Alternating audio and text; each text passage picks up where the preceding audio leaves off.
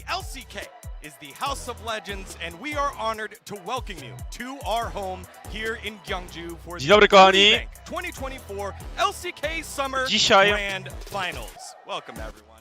Dzisiaj, jako że jest finał, to postanowiłem, że troszeczkę szybciej odpalimy streama, żeby na pewno nic nie przegapić. Nie ma oczywiście jeszcze Piotrka ze mną, nie ma Nerwariena, ale to na razie nie ma znaczenia. Po prostu chciałem, żebyśmy po prostu razem mogli tutaj obejrzeć sobie ten pre-show, posłuchać chłopców, co mają przygotowane dla nas. No i jak coś będzie ciekawego, to dopowiem, jeżeli nie, no to wiadomo, zostawiam chłopakom tutaj pole do popisu. No i czekamy na wielki finał. Fajnie, że jesteście razem z nami.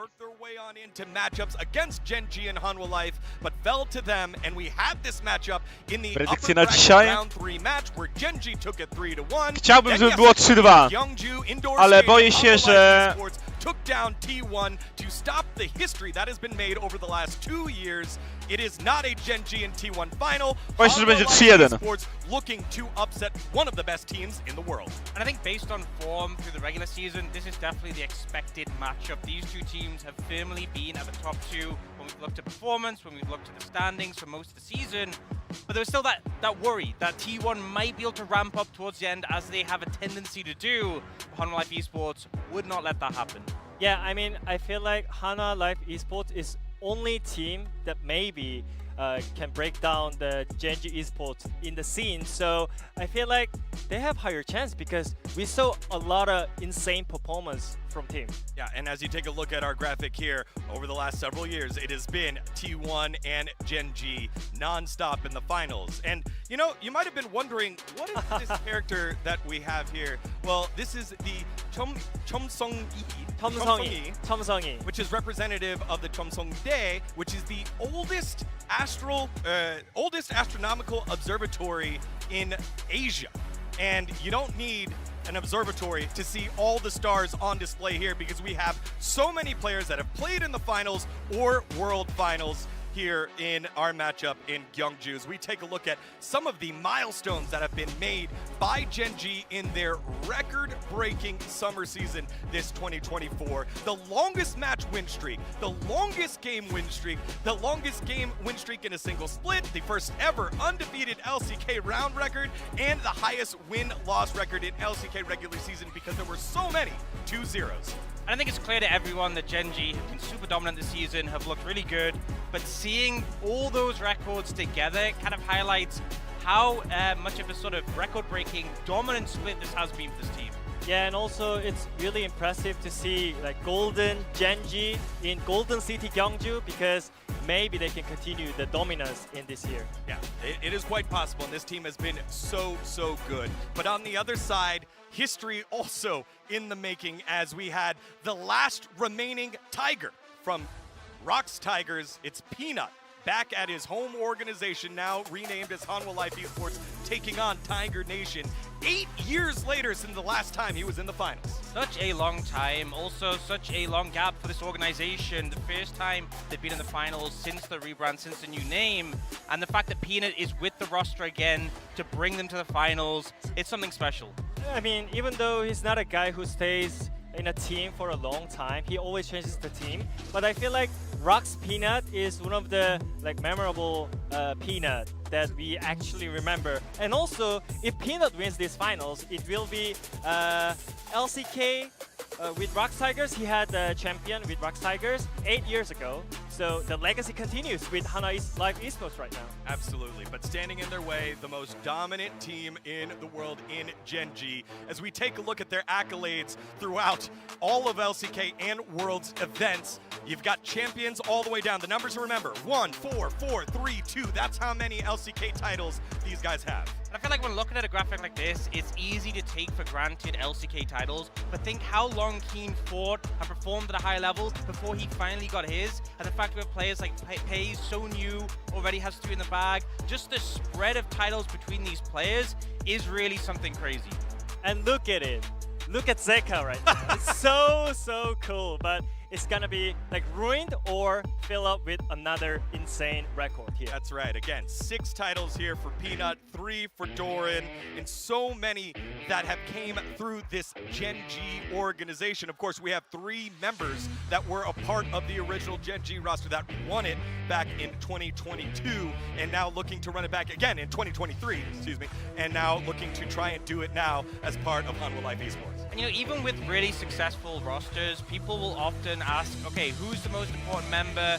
Would this player be as successful if they weren't playing with Chovy, if they weren't on the team with such strong carries? And the answer we very clearly got from this summer is that all 5 members of this Gen G roster in their own right were just phenomenal players. They've split the roster in half. Both teams, obviously Gen G being more successful, but Hanwha Life Esports now looking to challenge them. And it's no surprise that that year was so good for them domestically. Yeah, it's not about team versus team. It's also challenging for themselves, for the players. So I feel like it's gonna be really interesting match today. Yeah, you know what I loved? I loved the first time they picked it up in the spring in 2023. They're like, yeah, we did it. It wasn't a fluke in 2022. Yeah. And then in 2023 summer, they're like, yeah, this is the standard that we've set, and the players in the Gen G roster have continued that legacy so far, that standard, as we take a look at the players that will be partaking in this one. It has been one-sided. One-sided here. 20 matches, 19-1. You know what this says to me? What does it say to you, Ox? Hanwha Life are just due for a win, right? No one beats Hanwha Life 20 times in a row. It's so overdue. They're ready. They're ready to take another win. I mean, technically, this is the first time they are meeting. No, tutaj jest stąd each other in totalny, the co? finals, Zobaczcie, jak so, to I mean, wygląda I wanna to. see it, like, different, you know? I 43 think gry playoffs do and 8. Finals is just completely different match, so I think it will be different result as well. Yeah. 4 best of 5s since we showed that graphic, which was back in 2021. Only 3 game wins so far by Hanwha Life Esports. We take a look at their matchup in the upper bracket round 3 earlier in this playoffs. Started off well for Hanwha Life Esports. Came out nice, but then the power and the draft flexibility from Gen G surprised Hanwha Life Esports, and they closed it out 3-1. Yeah, and honestly, HLE put up a really good performance starting off in this series, but it felt like they kind of lost momentum as it went on.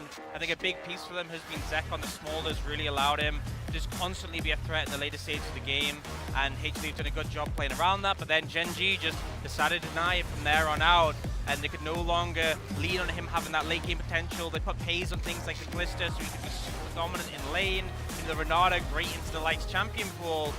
I think some of the ideas HLE had in some of these drafts later in the game, this one in particular in Game 3, were lacking. So, Gen G, we always know they're going to perform at a very consistent level. HLE need to step up from what we saw here if they're going to be able to challenge again. And also, when you think about the playstyle from both teams, I feel like they're kind of having a similar playstyle because they highly relying on the pressure from the lane, and also they have really good structure. The fundamentals that they have is not even comparable towards any other LCK teams, but I feel like it's really just how connected well as a jungler, support, and mid laner, because it's the meta, Maybe bot lane, you don't need to take care about that much, but you just need to take care about mid lane a lot, so you can have mid pressure into the vision, into the objective, into the team fight. The setup and fundamental will be the key in this series. And I think a big thing Peanut's been so good at that we saw yesterday was him reacting to how the lane states were and adapting based on that. We saw a bad trade in the bot lane where Carrier made a mistake, immediately punished. We saw Peanut change his pathing. The problem is Gen G really don't make many mistakes, so it is harder to find those windows to expose. One of the things I love about this graphic here, the one win that Hanwha Life got was on the red side, and we've seen how much priority there's been throughout playoffs on blue side, but the key to that was Smolder. It gets taken away, and then all of a sudden Hanwha Life didn't quite have too many answers. Yeah, I mean, yesterday we could see that Smolder was high prior from Hanwha Life Esports, but also the blue side was really strong because you have to ban a lot of champs. You need to ban Rumble, maybe you have to ban Ziggs if you cannot play against it. But the interesting thing is that Viper is one of the players who wants to play against Ziggs. He showed up Jhin, and also he played Kai'Sa into it, so I'm wondering if he's going to play against Pays Ziggs this time around as well. Yeah, I think it's one of these things where even though, we're very late in the season, right at the end of playoffs, you're still seeing the drafts evolve. The MF priority that was there, not really seeing anymore. We're now seeing Jhin into Ziggs, so teams teams are still adapting this late in the game, and I think HLE are definitely the team going into this. You need to think, how can we change things up from the previous series? All right, well, that was the previous series. Let's dive into the points of the match for this series, the Grand Finals. And we want to start in the jungle. 4 POGs out of 7 playoff victories, 2 yesterday for Peanut. And you saw after that victory, he had a little glimmer in his eye. He knew what he accomplished. He's going to Worlds, but now an opportunity for revenge against the rest of Gen G and Canyon, the man that replaced him. I think Canyon has suited the champion pool that we've had this summer with all the AP picks so well. But we've seen a little bit of a move away from that, but it's still 2 players who can absolutely make a massive impact. I feel like Peanut has so much been about facilitating his lanes, setting them up. Canyon has often been a carry in his own right, but when things like the Maokai, the Skarner are available, he will perform the role the team needs. And yeah, if Peanut wins today, it will be the first jungler who gets 7th title in LCK. So there's a lot of things that hold on these finals. And yeah, I mean, as I said, they are having similar playstyle. They are just highly proactive on the laning status as well. And they're really good at just planning games and like just pull the trigger, you know? So I feel like it really depends on draft as well, because last time they really struggled on Canyon's Maokai. So I feel like this time around they need to have a better plan against Genji if you are Hanalife Esports side. Yeah, and if he's able to do it, it'll be 7 titles in 10 finals appearances. But he's got to do it against Canyon, who is 100% in finals win rate. When he makes it to finals, he gets the job done. Now let's move on down over to the mid lane where the superstars reside. It is the Church of Chovy, aiming to be the first ever pentapeat, 5 in a row for Chovy against Zeka, who has that world title, but still looking for his first ever LCK title. Yeah, and I think, you know, we've seen Chovy. I feel like he's been less talked about this this split compared to Spring. In Spring, he was dominating games, completely taking over. He is still insanely good, but it's just, you know, the expectation is Chovy's on top. We've talked a lot about FaZe, a lot about Canyon. He is still putting out those solid performances game in, game out, and you have to be on your A game just to match him. If you don't, you'll just get shut out the game. I do think Zeka has been putting up better and better performances, and the meta has suited him. You know, we've seen him on the Yone, the AD mids have always been good for him, but he really needs to be on point if he's going to be able to match up to Chovy. Yeah, I mean, I will normally say Chovy is so much better than Zeka, but I mean, we saw it yesterday, right? Zeka was just so consistent and steady against Faker, and I mean, that's the reason why they can have like so easier draft as well, because he can play Smolder, he can play AD carries, he can play Yone as well. Like so many champion pools going on, but I feel like Chovy still has some pocket picks. Yeah. I mean, it was Garen, but this time around, I think he has another one. And it's not just play a bunch of different champions, it's play him at an elite level, at the best level. Yeah. And he got to hide a lot of that during the regular season. 15 games of Corki, 14-1 for him. As we take a look at the head-to-head between these two guys, it has been pretty one-sided, I would say. As there's only one, and it's the big one.